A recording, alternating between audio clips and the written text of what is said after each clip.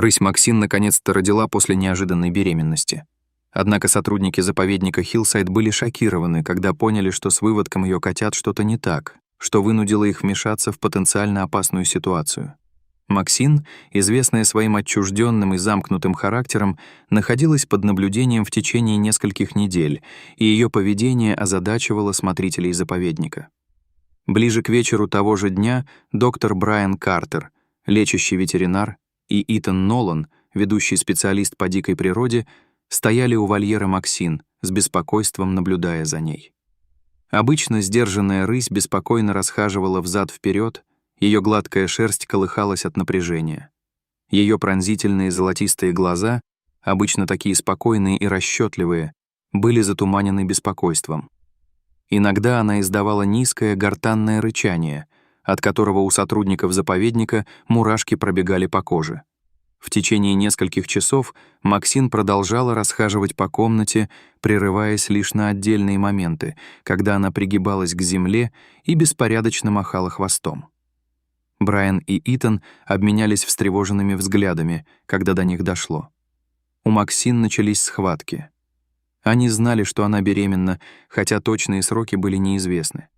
Это событие произошло раньше, чем ожидалось, и вызвало у персонала череду поспешных приготовлений. Команда ожидала, что Максин родит 2 или 3 котят, учитывая размер ее округлившегося живота. Анализы, проведенные всего за несколько дней до этого, не выявили никаких признаков осложнений, но ее беспокойство и преждевременные роды обеспокоили всех. Роды в заповеднике дикой природы по своей природе непредсказуемы, и ставки высоки. Максин была важной частью их природоохранной программы, поскольку была спасена от незаконного отлова пушнины и приспособлена для жизни в полудиком заповеднике. Логово для родов было тщательно подготовлено и оборудовано камерами, позволяющими наблюдать за процессом, не вторгаясь в личное пространство Максин. Сотрудники заповедника с тревогой наблюдали из смотровой комнаты, как она, наконец, устроилась в своем кабинете, ее дыхание стало быстрым и прерывистым. Возраст Максин вызывал дополнительное беспокойство.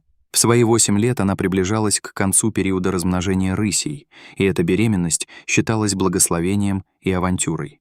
После почти часовых схваток Максин сделала мощный толчок, и на свет появился первый котенок. Персонал издал коллективный вздох облегчения, когда крошечная влажная фигурка заёрзала и издала первые писклявые крики. Максин немедленно принялась ухаживать за котенком. Ее шершавый язычок тщательно вымыл хрупкого новорожденного. Вскоре после этого появился второй котенок, а за ним и третий. Каждое рождение вызывало волну восторга у персонала, который восхищался видом здоровых, подвижных котят. К тому времени, когда родился 4-й котенок, Максин выглядела совершенно измученной. Ее стройное тело вздымалось с каждым вздохом, когда она прижимала к себе котят, несмотря на усталость, инстинкты взяли верх. Брайан и Итан обменялись взглядами, восхищаясь чудом, свидетелями которого они стали. 4 котят были замечательным результатом для рыси ее возраста. Но Максин еще не закончила. С последним гортанным рычанием и напряженным толчком она родила 5-го котенка. В комнате воцарилась тишина, когда камера приблизилась к новорожденному. Что-то было не так, в то время как первые 4 котенка были среднего размера. На их шерстке уже виднелись едва заметные пятна и полоски. 5-й был пугающе маленьким и хрупким. Его мех был редким и клочковатым. Под ним виднелась бледная, почти прозрачная кожа. Крошечное существо едва двигалось. Его конечности были вялыми и нескоординированными. Брайан сразу осознал серьезность ситуации. Вмешательство. «У этого человека неприятности», — пробормотал он, уже готовясь вмешаться. Итан мрачно кивнул. Его многолетний опыт подсказывал ему, что шансы у этого котенка были невелики.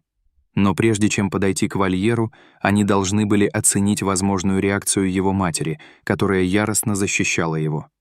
Максин, несмотря на свое истощение, внимательно следила за передвижениями за пределами своего логова. Ее острый взгляд следил за каждым движением персонала, а тело напрягалось, когда кто-то подходил слишком близко. Рыси, особенно молодые матери, известны своей непредсказуемостью. Сотрудники не могли знать, как отреагирует Максин, если они попытаются забрать сопротивляющегося котенка. Пока они обсуждали свой следующий шаг, произошло нечто неожиданное. Максин отошла от своих котят, не сводя глаз с крошечной неподвижной фигурки своего 5-го ребенка. Она легонько ткнула его носом, издавая тихие жалобные звуки, словно желая, чтобы он откликнулся. Когда она услышала приближение команды ветеринаров, ее реакция ошеломила всех. Вместо того, чтобы проявить агрессию, Максин отошла в сторону кабинета, ее жесты были неуверенными, но не угрожающими. Казалось, она понимала, что люди пришли, чтобы помочь. Приняв это за знак, Брайан и Итан осторожно приблизились. Другие рыси в соседних вольерах молча наблюдали за происходящим, их обычное беспокойство сменилось почти зловещей неподвижностью. Брайан, одетый в перчатки и готовый к сопротивлению, медленно вошел в логово.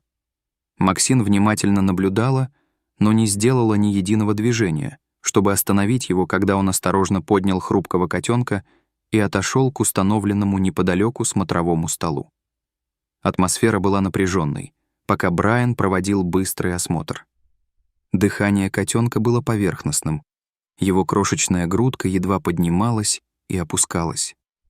У него был сильно недостаточный вес, кости виднелись под тонкой кожей.